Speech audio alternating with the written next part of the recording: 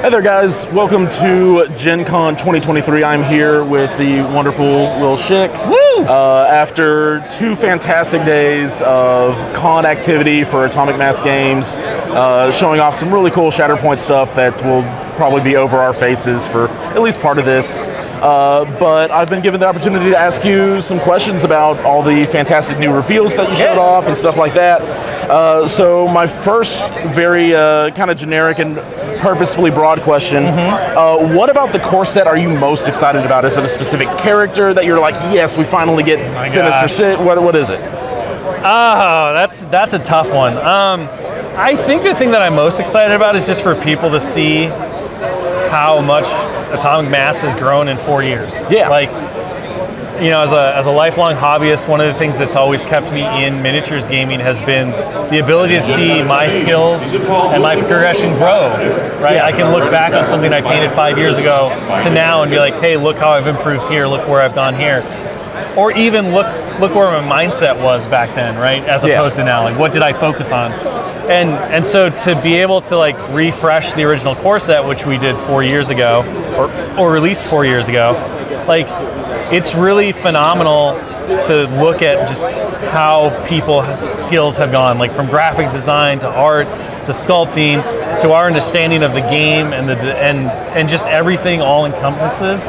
Yeah. It's kind of a cheat answer, but like at the end of the day, right, like that to me is the most exciting part of this, is the fact that we're going to introduce an entirely new generation of players. We're going to grow the community, and they're going to get to see our best. Just like I feel like everyone who jumped into the game in the last 4 years did. Yeah. You know, we always talk about how just because what you do now you feel is better doesn't mean what you did before is bad. Yeah. It's just as good.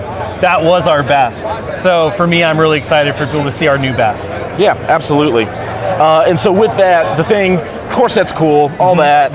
I'm a web warrior kind of guy, so the reveals of Scarlet Spider, Gwenum, and Sinister Six rounding out, or the Spider Foes being rounded out, what I'm really excited about. Which one of those characters are you most excited for us to get our hands on? I think one of the most fun characters to work on was Gwenum.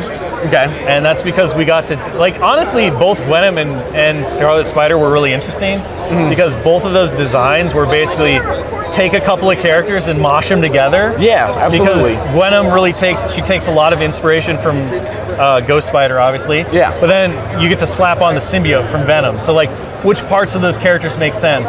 And she's got a little bit of Venom, she's got a little bit of Carnage, she's got a little bit of Ghost Spider in it, and that was really fun to come together and to watch the playtesters start to enjoy and be like, oh my gosh, I can see this element, I can see that element. Ben Reilly, Scarlet Spider, is kind of the same way. He's just a clone of all the Peter Parkers with a couple of unique things thrown in. So those were really fun. From a challenge standpoint, Sandman obviously was probably the biggest challenge. Yeah. And that's simply because, we had 2 sand constructs done, and they looked amazing, and we didn't want to lose either one. And so I was like, hey, why don't we just make him have 2 grunts, and how would that work? And the dev team, mostly Pagani, lost their minds. Understandable. And they were like, this is impossible. And I was like, it is not impossible. In fact, here's how you change the language to do it. They're like, but that doesn't solve anything. I was like, well, that's your job. And he went through a lot of different iterations, a lot of different stuff to make that work. But I think in the end, it really makes him feel unique and a lot like Sandman. You see those constructs, you see the way he plays. So, the effort was worth the reward for me in that one. So those are the ones that I'm most excited about, or at least had the most fun with. Yeah. But all those characters are super sick, and they add a lot to their different affiliations, and they're very fun to kind of mess around with. Yeah, absolutely. You talked a little bit about why this core set was so important. So can you expand a little bit further why you use so many of these same characters, all of the same characters that we had in the first core set?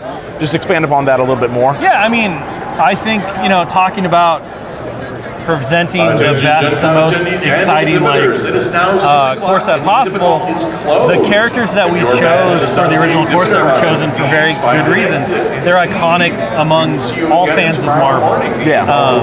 They tie into the media that we've seen, both the recent movies over the last 10 years that some people have loved. They tie back to the comics that we really love. They show a good diversity of characters. You have characters like Crossbones that a lot of people might not be familiar with, but it shows the fact that this game isn't just about like the surface level of Marvel. It's about more of the deeper cuts, more of the interesting things that can go into it. And we talked a lot about that with why we chose MODOK as one of the original characters to come out alongside the first core set.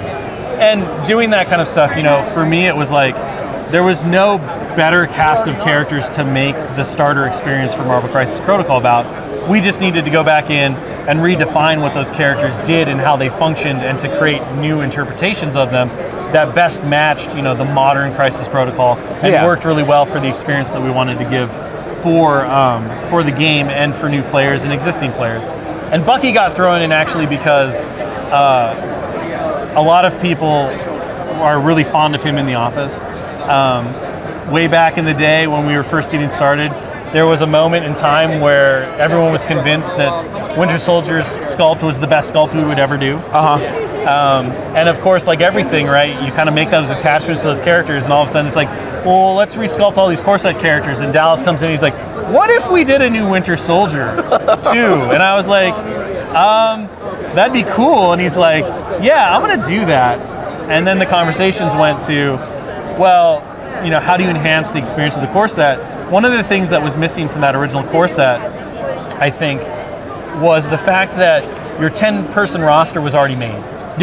You did get a full roster, and it worked very well as a 10 character roster, but it took out the idea of the players making decisions. And so by putting Winter Soldier in there, not only did we get a cool new version of Bucky Barnes, but we also allow players the opportunity to start thinking about the game like we want them to, which is, okay, well, I have 11 characters, but I can only take 10. Which one am I going to leave out? Yeah, absolutely. What do I want to do with this stuff? And it's the same with adding the new affiliation leaderships and stuff. You start to expand upon people thinking about, okay, this is how I can interact with this game. This is how I can make choices in this game. Yeah. And to show the breadth and the opportunity that they have with everything. So it was really fun to be able to do that and to bring all that stuff together, and to go back to that iconic cast of characters that we know and love and launch the game and give them new life as the kind of the forerunners to grow the game again. Yeah, absolutely. So you talked a little bit about revamping the models, revamping the art and stuff, and something you've shown me, if you're comfortable kind of showing off to the camera, sure, is you really liked the new Spider-Man art. I did. So Patrick Brown, who did all of the character art for this set, is a phenomenal artist. Something about his style just really speaks to me, and Josh, lucky for me, Josh really likes working with him. He's a great guy. Yeah. But as the art was coming in, we were getting all these great pieces, and Spider-Man has been near and dear to me. I've talked about it before, like the whole reason I'm into comics and Marvel in general. My mom got me some Spider-Man comics from the grocery store when I was like 6, and he just became my guy. So the art came in, I was like, oh my gosh, that's phenomenal. I've always wanted to like get some work done of him on somewhere, because I just like to tattoo things that are meaningful to me. That's why I have my Atomic Mass robot too on my arm. Yeah. And I saw his little and it just captured like Peter Parker in a way for me that I was like, this is it. This is what when I think of Spider-Man, this is what I think of. Like, he's just kind of goofy. And he's having fun, and so I was like, I'm doing this. So I went off, and then I came back. I was like, Josh, look what I did. And he's like, oh my God, I can't believe it. He sent it to Patrick, and Patrick was like, this is amazing. No one's ever done this before. And I was like, yeah, there you go. That's awesome. Cool. So I've only got a couple questions left for you. Yeah, okay. One is something that a lot of people have been asking, and really we've been asking for like a really long time. One, if you can give us a little bit of hints for some of these characters' affiliations, because I know you've said that this core box is for playable affiliations, which is really cool and I'm excited for. Would you mind maybe sharing, do we finally get a Avengers Spider-Man? No, sorry. You do have the reserve Avengers card though, the reserve member card. We have a way to make him an Avenger, which is what he is. I mean, to be fair, most of the time he's not part of the active roster. Yeah. He is usually a reserve member, and so he's inactive a lot. And this version of Spider-Man, we talk about snapshots in time, but Spectacular Spider-Man especially is like 16-year-old Parker. So this is very much him at the start of his career, like well before he would have been recognized by the Avengers. Yeah. So for this one, it didn't really make sense. Amazing is kind of like him at his pinnacle, where he's probably been in the Avengers and moved on. Yeah. Someday we'll get to an Avengers Spider-Man, maybe. I think, based on the hints that we've given in the new Spider-Man Skull Spectacular, we're probably going to start seeing a Venom soon, or a symbiote Spider-Man. Yeah. I'm all about Venom in all forms, so all for it. And I know that Bucky does indeed not have Rogue Agent. He does not. No, he did, and then we took it off of him in order to fit some of his other rules. So that's the Swiss cheese dev brain that goes on all the time. That's why I would say if I don't have the card in front of me, I'll probably get something wrong. So Bucky, he works for a number of affiliations. Yeah. I think he has 4 total affiliations that he works for. All right. And of course, he works for several in the core set. Awesome. Specifically, he works for Hydra, and I believe he's in S.H.I.E.L.D. for sure. Makes sense. And then the rest of them you can find out later, or you can find out that I was totally wrong, and it was the other 2. I don't know. But yes, he has several. Otherwise, in the demo, right, like in order for it to work, it's pretty easy to kind of figure out. Doc Ock and Spider-Man are kind of the loners. They don't really fit within either of the affiliations. But all the other characters kind of swap between both. And that allows players the ease of being able to say, I want to play Hydra, or I want to play Cabal, I want to play Avengers, I want to play S.H.I.E.L.D. You're not really having to think too hard. You're just being able to choose which affiliation you want to play right out of the box. Yeah, absolutely. Cool. Last question. With the new movement tools, I know that pushes and throws, when you're doing it to a character, usually you went from teeth mark to teeth mark. How is that going to work now? So the new core rulebook has an example of this that kind of addresses the fact that the tool has changed a little bit, but effectively you still place the teeth onto the base.